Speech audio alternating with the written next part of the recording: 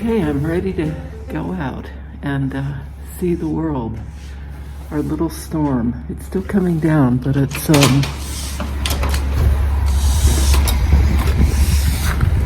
I have to turn everybody around. Okay, so it's a little winter storm. It's nothing like what we thought. It certainly isn't 2 feet, but it's a little storm. It's still nice.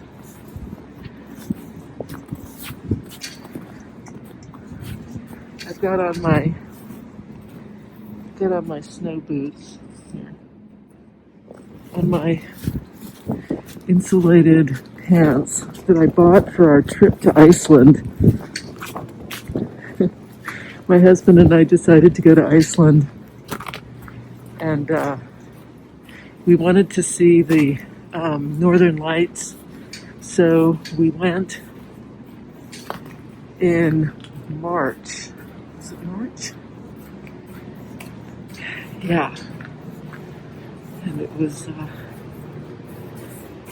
pretty fabulous until the third day when I fell and shattered my elbow. That's a whole nother story. The winds in Iceland are absolutely incredible. So here I am. This is, I'm just going to kind of get in the middle of the street here. This is 7th Avenue. So it's not enough to stop traffic, but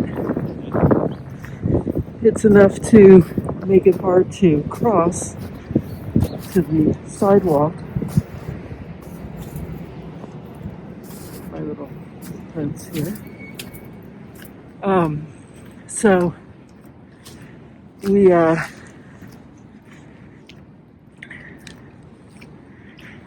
in Iceland, we were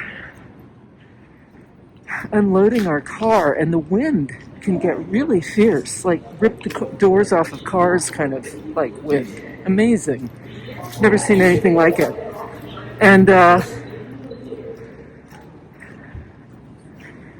And so we were unloading the car, and the wind just literally blew me over, and I fell carrying a bag, and I didn't have any hands free to brace myself.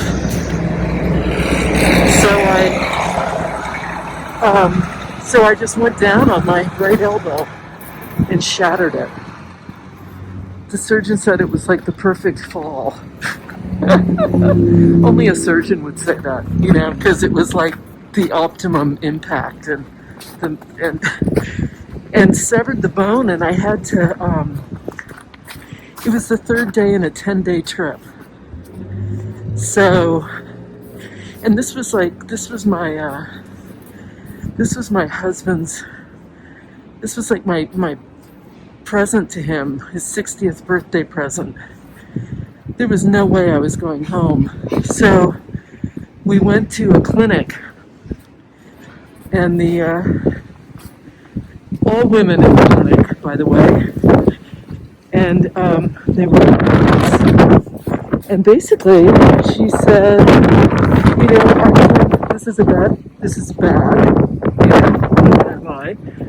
but I can stabilize it, and I'll give you some morphine tablets, and you can finish your trip and get a surgeon in New York set up so that when you get home you can immediately get this fixed. And so that's what we did. We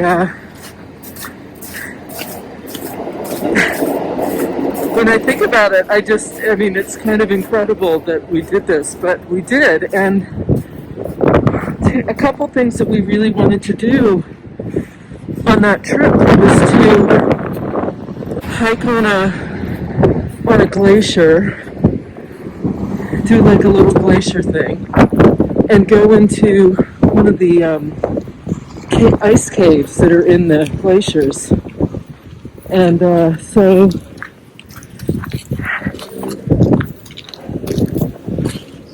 no problem. So we did that, and nobody would take us on the tour of the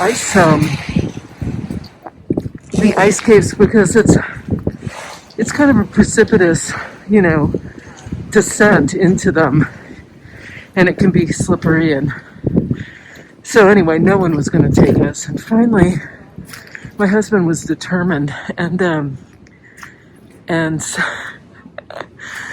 so we found this local Icelandic tour group.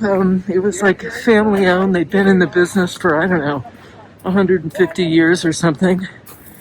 And these two young guys, oh my God, they were so cute. I remember thinking, if I were young and single, I would totally be moving to Iceland. These guys were so adorable. And they looked at me and they said, well, when did that happen? And I said yesterday. And they said, okay, but I said, but I'm strong and I'm in good shape and I know I can do this. And they said, yeah, that's good. We'll take you. And so off we went. I'll try to post a couple photos of of those caves because they were spectacular. And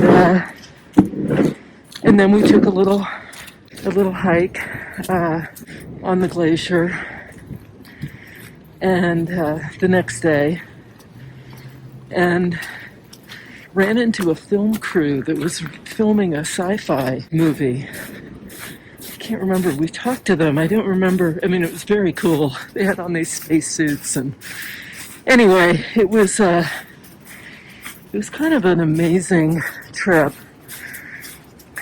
And by the time we were heading home, I was in quite a bit of pain, and I was only taking the morphine tablets, like half of one at night, just really to get to sleep. And but even so, I was starting to get close to running out, and I was pretty worried about that. And so I was in quite a bit of pain, and my arm from the shoulder to my fingertips had turned this dark purple from the blood. And it was just, I'd never seen anything like it. It was pretty dramatic. So we got home Thursday night, and my surgery was scheduled for Monday of the following week. And I thought, there is no way I'm going to be able to last. I mean, it was just so painful, and I was scared, and the arm was really looking nasty. And so I can't believe I'm telling all of you this long story. Anyway, so I decided I wasn't going to eat or drink anything. I had a doctor's appointment the next morning, and I decided I won't eat or drink anything. On the off chance that they'll, see and take mercy on me and just do the surgery. And so I get to the doctor's, to my surgeon's office. He's this old guy. He's really, I guess, quite renowned in the field of elbow and who knows what other joint surgery. And he kind of totters in, and he looks at me and he says, "Looks like you're in quite a bit of pain." And I said, "Oh yeah." And he said, "Yeah, we're not going to wait till Monday. We got to get this taken care of today." So he literally, the guy cleared his schedule. This is like a surgeon who you book months in advance.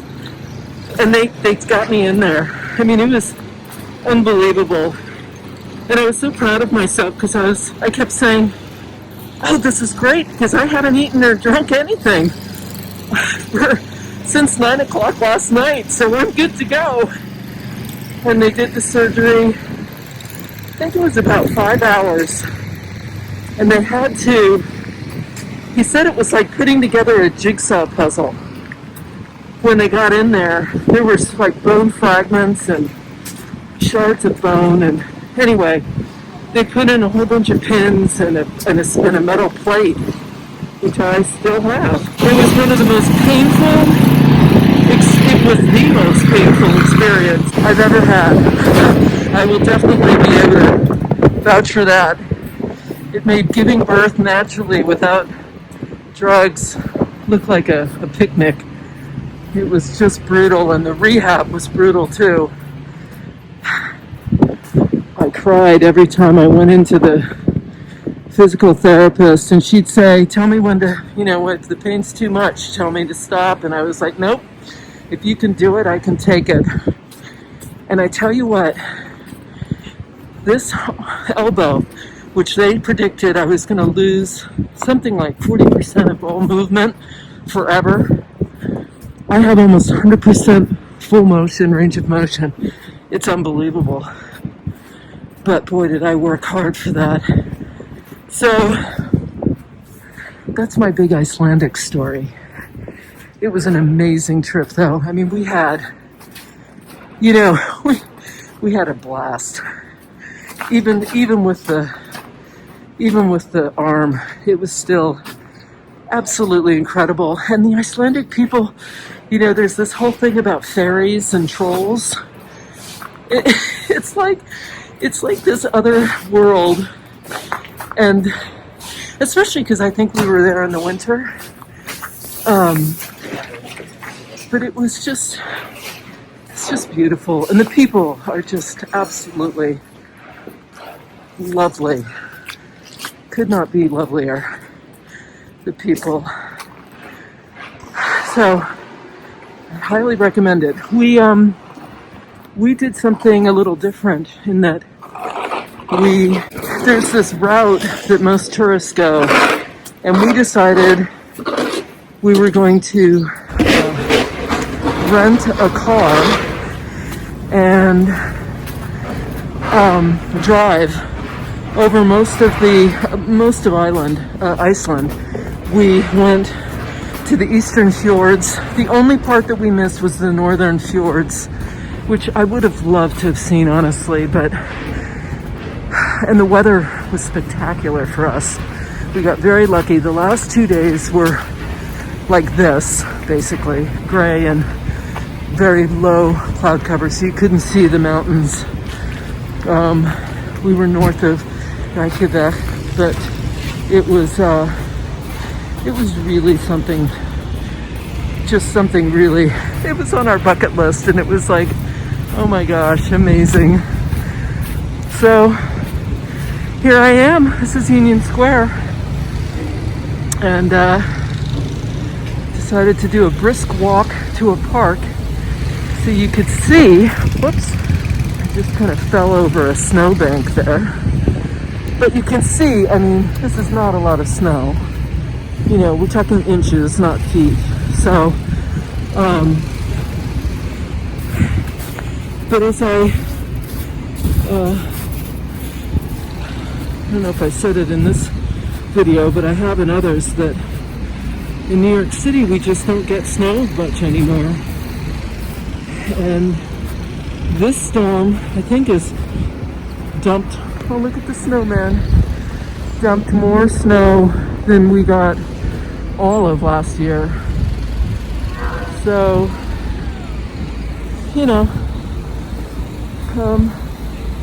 it is nice.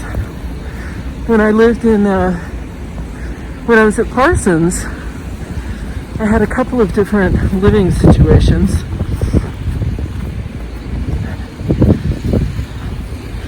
And one was with a friend of mine who had a one-bedroom in Tudor City Place with amazing views of the Chrysler Building and the Empire State.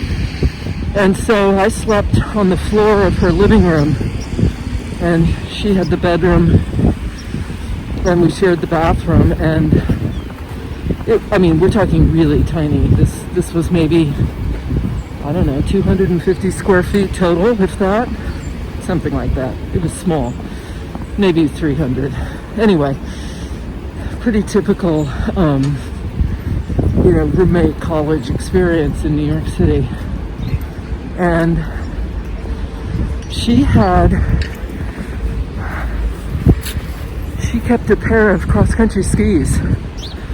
And when we'd get big blizzards, she'd ski down Fifth Avenue. A lot of people did that.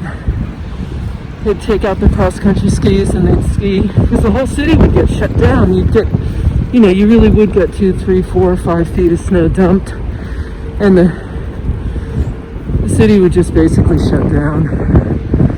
So this part of Union Square, where I am right now, you can't really see because of the snow, but there's see that little banister right there in here? So these are little steps. So this whole thing is kind of a raised, so you can kind of see the steps. This area is like a raised platform, which is perfect for someone who wants to, stage a protest, say whatever they want to say, get out their soapbox. And crowds of people come here for all kinds of different reasons. And isn't it pretty? When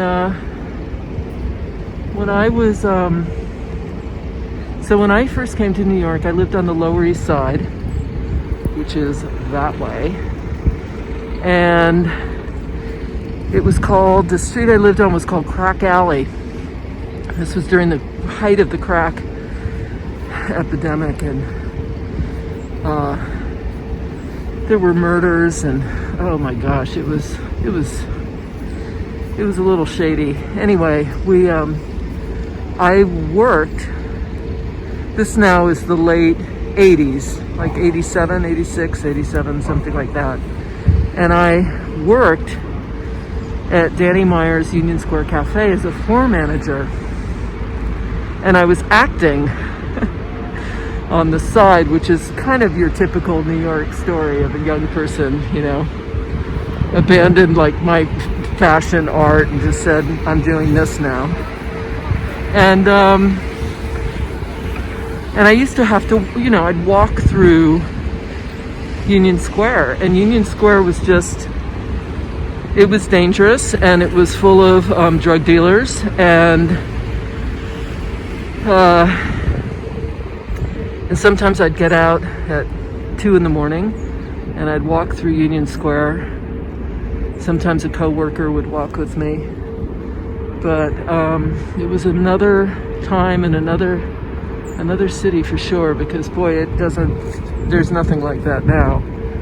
So this is heading down Broadway, and the Strand, which I guess is going out of business. The very famous bookstore is just over down here, a little couple blocks over. And yeah, you can see the snow. It's pretty windy, and I'm having to put my gloves on because my hand's getting really cold. But it's the old buildings mixed with the new kind of thing, and kids are out and about because they're just desperate to get outside and do something. Just look at this one kid just lying down.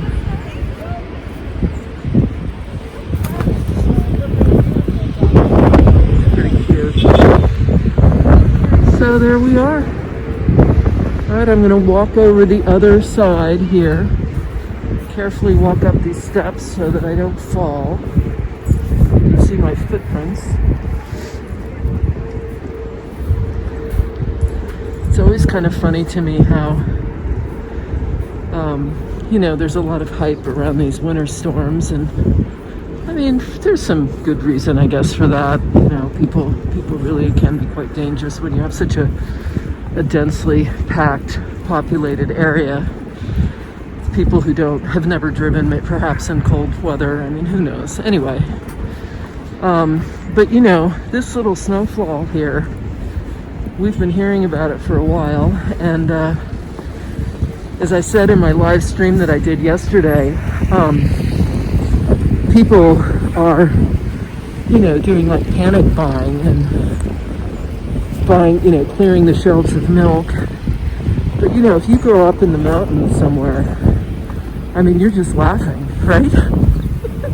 This is not much of a, you know, it's a little snowstorm.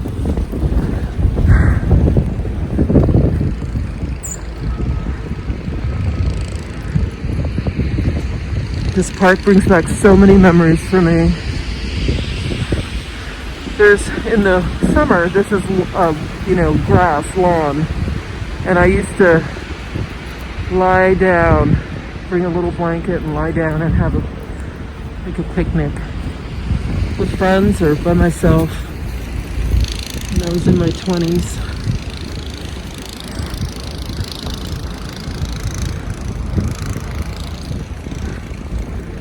Right over here is the biggest, I think it's the biggest Barnes & Noble that remains.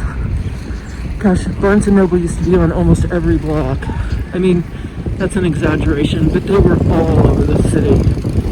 And now I think there's just, I think it might be just this one.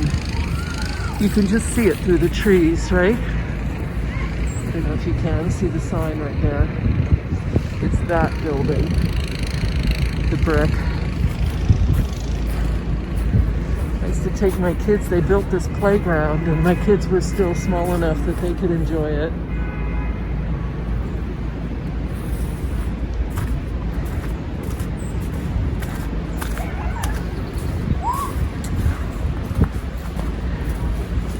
Some kids still are. Oh my God! Look at that! Mama, look at this dog! Look at this dog!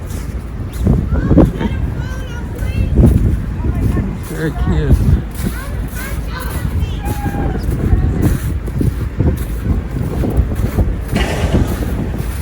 So, I'm gonna head home. I had a nice little morning jaunt, and you can see all the people out and about. Shut the city down, that's for sure. Okay. This is one of my also favorite sort of cityscapes right ahead. That's Broadway. Broadway goes at a slant, and it cuts through from the east side to the west side. Like up in the theater district, it's on the west side. West meaning west of Fifth Avenue, right? So that's how the city is delineated, by Fifth Avenue being sort of the center point, and then anything east of Fifth is called east. You know, so if you live on 12th Street, if you live east of Fifth Avenue, it's called East 12th. And if you live on west of Fifth Avenue, it's West 12th. And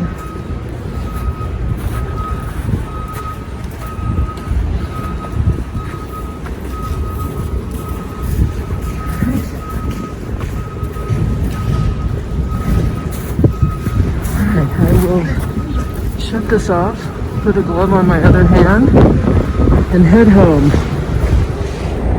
So I decided to keep walking. There's the Empire State Building. I'm right in the middle of Broadway. And you see it? Shrouded in the clouds. And I thought I'd go over to Madison Square Park just to see what it looks like before heading home.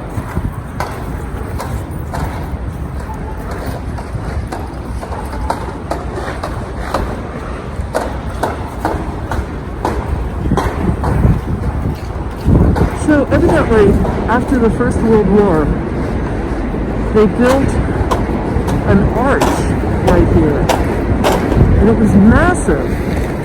You see old pictures of New York City during that time period. And then they took it down. It was built just for, commemorating the end of the war. It was built right here. And this is the Flatiron building. This is where Broadway crosses Fifth Avenue and heads, well, if you're looking north, it's heading west. And if you're facing this way, this is where Broadway veers off to the east. But there you have the Flatiron building. Certainly one of the most photographed buildings in New York. It's so spectacular.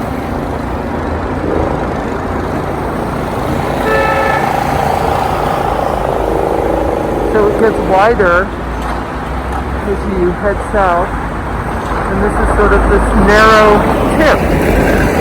They're doing a whole refurbishment of it. And over here is Madison Square Park. So I'm going to cross, and since there's no traffic, I can do that just sort of anywhere. So when the pandemic hit New York City and we were the epicenter, this is actually much busier than New York was at the worst of it. It was completely empty, and it's just kind of incredible to see. I mean, nobody was out. There were hardly any cars out. There certainly weren't all these people out and about. We were in full lockdown.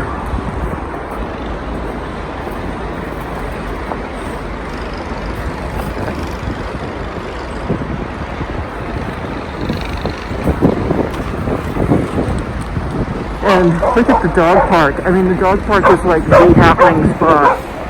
This is a dog run. There are many of them in New York City where people come to let their dogs off leash.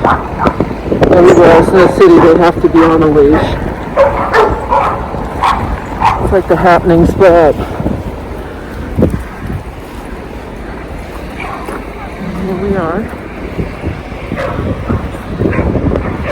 I think I'll walk around this little perimeter here, and this up ahead, this building right there, was the first Shake Shack. Danny Meyer's brilliant idea of getting, food to go, but that's pretty, high quality. And I don't know what it's like anymore, but when it first came on the scene, there were, an hour, 2 hour wait lines.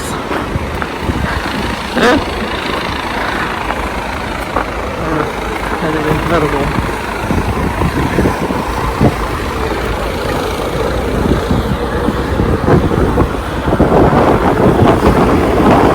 Spent a lot of days, some hot summer days in the park here with my kids when they were little. There's a little children's park. They enclose them up ahead. And in the summer when it's really hot, they turn on this. Most of the water parks in New York City have some sort of water feature so that when it gets really hot, the kids can get in their bathing suits and play around.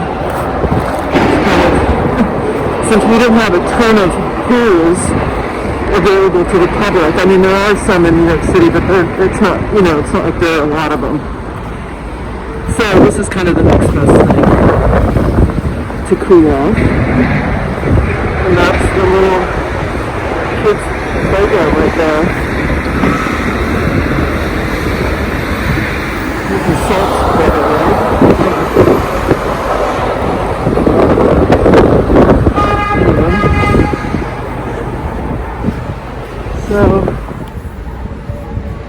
So this, you can see this wheel here, it spews water out and it goes around. so the water kind of twirls and gushes out. And then there are these little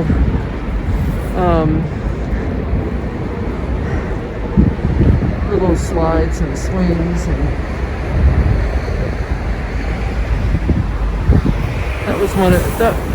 It's one of the smaller kids parks, but it was fun and it was a nice kind of alternative. You had to mix it up because it got pretty tiresome to go to the same park over and over. So we got to know every single children's park down in the below, say, 23rd Street.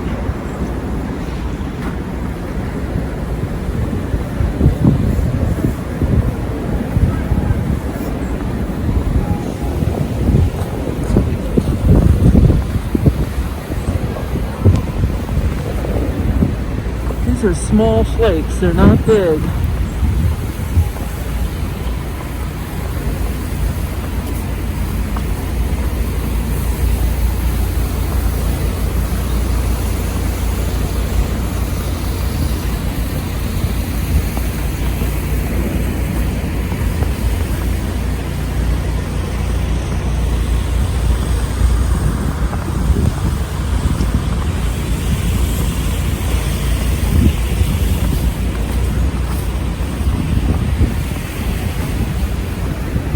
Of course, during this pandemic, kids were sort of bemoaning the fact that they weren't going to get a snow day. Poor kids. I feel so badly for school-aged young adults and children. It's got to be really, really tough to be that age this year.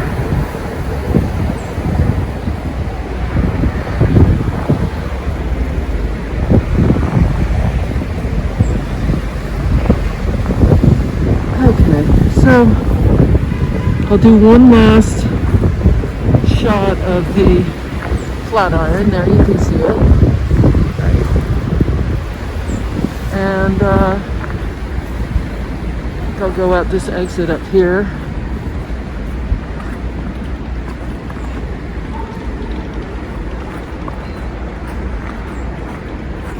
Maybe I'll stop and get my husband a pumpkin spice latte if they still have them. He doesn't,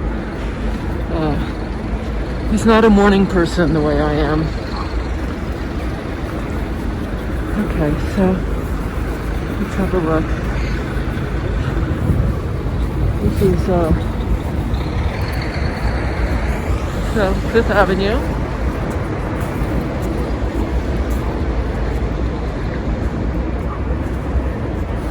Oh, and let me show you. So there's the Empire State Building, right? You can just see the sliver of it right there with its spire. And now I'm going to show you. There's the Flatiron. And they had an arch built right there. It was huge, temporary. It was quite magnificent. I saw photos of it, and my husband and I were just astonished at the magnitude of it. Okay. Heading home. I had to shoot this on the way home. Whoa, I'm in the middle of a snowbank, but isn't that pretty? In the shape of a heart, right? That was so cool, with the snow on it. I love that. There's the City MD where everyone goes to go get tested for COVID. We had a little scare, and my son had a friend over who had been exposed. He'd gone out to a bar, and he got sick, and so we all had to get tested. Thankfully, all of us were negative, including my son, so that was good. But that's where we went, City MD, right there. And right before Thanksgiving, the week before, the week of Thanksgiving, the lines, 4 hours, you had to wait, 4 and 5 hour waits, because everyone was trying to get tested before heading home for the Thanksgiving weekend. So I got my husband a coffee. He's going to be so happy. Scored major points with him. Not that I needed them, but he'll be very appreciative. Look at this old building. This stretch, this is 6th Avenue, was called Ladies' Mile because it was filled with like women's clothing stores and things like that. And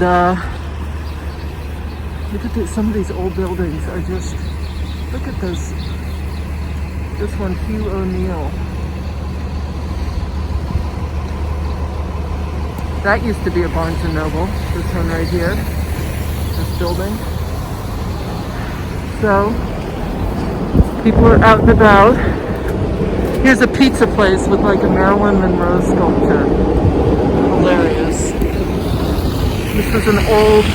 This was a church that became a nightclub called Ariane, that then closed because of nefarious activities by the owner. Such a New York story, right? Oh, you gotta love this city. I do. Well, there we are. In the middle of 6th Avenue. Snow is still falling. Here we are facing north.